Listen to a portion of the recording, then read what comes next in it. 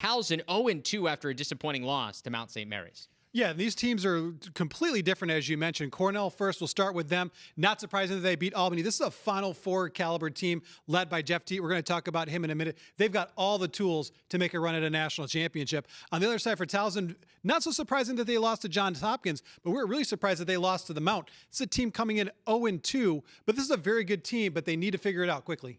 Amen is just an outstanding player. He averages over 5 points per game over his career. He has never had a game at Penn State where he hasn't recorded at least 1 point.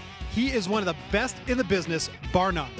He absolutely can. And this guy is a phenomenal talent. 6 feet, 200 pounds. He always gets the top attackman for the other team, and he wants it too. He won't tell you that he wants it, but he absolutely wants that matchup. He's a big physical defender. He's got great footwork. And as you're watching these highlights, he is excellent in the transition game. That's something that Cornell's going to need to keep an eye on out today, because this guy can shut you down and get out and move the ball into the offensive end.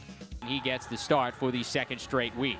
Yeah, this is a kid that Pete Milliman was recruiting basically since this kid was an 8th grader in Victor. It's a suburb of Rochester in upstate New York. And he said this was one of the toughest competitors he had ever seen. He told us his 8th grade hockey coach said that Chase was one of the toughest guys he had ever coached. And Milliman said, at that point, I knew that I had to make this kid a Big Red. And now he's the second-year starter. Casey Dowd out of Siena, who was originally drafted by Rochester, so you're very familiar with his backstory, Brendan.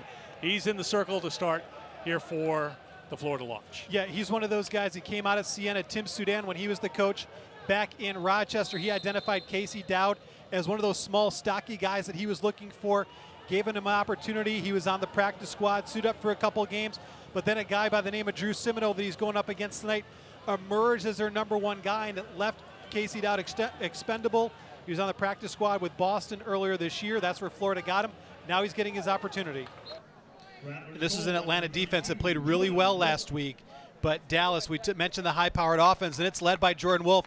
Comes back from outside X. You see the defender right there. Gets too far upfield, gives Wolf the inside position, and anytime Wolf can get that inside position, it's lights out for him.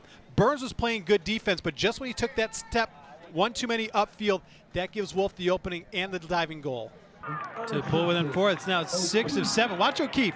Wants to shoot there, doesn't have a shot. Wants to shoot there, doesn't have a shot. Then he steps back one more time. That is a veteran move right there. Continue to create space until you get the shot you want. And that's 3 goals in 1 minute and 16 seconds. As Ned Crotty ties up. You see Crotty come back. He's got the shorty matchup against Rush. He crosses Rush up, and he's out of position completely. As soon as Crotty gets above goal line extended, he realizes that Kaut is hugging that pipe and sends it to the opposite pipe. So Kaut was hugging the right pipe, and Crotty put it in the left pipe for a goal. That's a veteran move. And just a beautiful play by Connor Fletcher. He had gone down the left side the last 2 times and scored. This time he goes down the right side, and watch, they're going to play off him a little bit. He gets that pick there, but he gets space to operate, and then Donville is wide open right in front of the crease, right in front of Brendan. Take a look at that. Just does one deke and the low shot. Just a beautiful executed play by the Big Red. Back on top. Well, Rannigan's one of the best north-south dodgers in Major League Lacrosse. He normally likes to do that righty dodge. They sealed off the righty dodge for him, so this time he goes left against Robinson, and he's able to get those hands free for the goal. That's something that he's really developed his game. Him playing indoor has really developed his stick skills and has allowed him to not just be one-dimensional and go down the right side, but have that ability to change hands and go left, and that's what you saw right there. That's one of the things we were just talking about. Don't force the issue. Look at McLean right here. He realizes he's got his defender on his hip, and nobody's looking to slide over to him. That one guy was thinking about a slide right there, and McLean made the right play. That's what they need, just simple. That's Lacrosse 101. Take a look, scan the defense. If they're going to give you an opening, take it. If they slide you, pull it back out. If they don't slide, take it to the cage. This is why you can never count the Rattlers out. They have so much firepower. That's now 6 in a row, and when you put it in the hands of maybe the most exciting player in Major League Lacrosse, he gets the pass from McIntosh. McIntosh cuts through, and it just pauses the defense just for a moment. And Durkin isn't as tight on Wolf as he was before that cut came through. Wolf sends it high over the shoulder of Kaut for his second goal. Here's Amen working on Alice. It's been a great matchup in this second half. Here's Malone waiting for the goaltender to commit. As soon as he gets Erlin to commit, he takes it the opposite way. Watch, 1, 2, 3, 4. He's going to give me the overhead. I'm going to take it.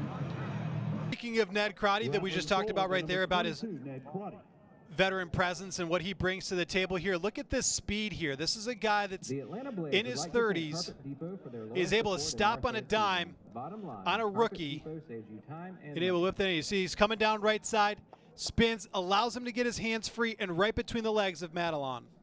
Able to. And you notice who initiated that. Joel White thought about the two-pointer, pulled it back, saw Radzewicz cutting in front of the defense. So there's two layers of defense right there. Radzewicz cut in between the front and the back of him, got himself on a little island where he was wide open in front of the cage for the goal.